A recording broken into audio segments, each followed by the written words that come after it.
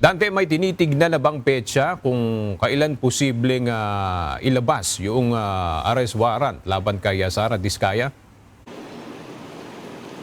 Magandang tanghali aga, walang ibinigay na kumbaga tinitinglang petsa, timeline ang National Bureau of Investigation o NBI kung kailan mag-i-issue ng warrant of arrest sapagkat ang paglalabas ng warrant ay nasa buong diskresyon o pagpapasya ng ating hukuman.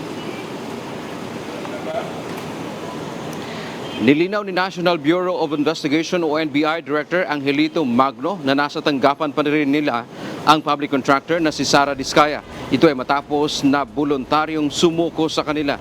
Hindi nagbigay ng detalye ang NBI kung bakit mas pinili ni Diskaya na sa kanila sumuko. Sa ngayon wala pang warrant of arrest laban sa kanya. Pero ayon kay Magno, oras na may formal ng warrant, dadalhin nila si Diskaya sa Davao kung saan nakasampa ang kaso laban sa kanya kaugnay ng flood control projects. Paliwanag ng NBI, kailangan nilang ibalik ang arrest warrant at ibigay ang kustodiya kay Diskaya sa hukuman.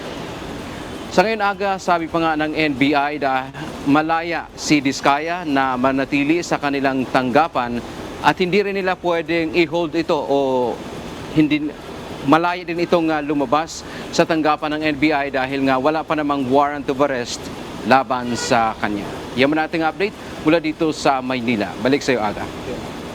Maraming salamat, Dante Amento.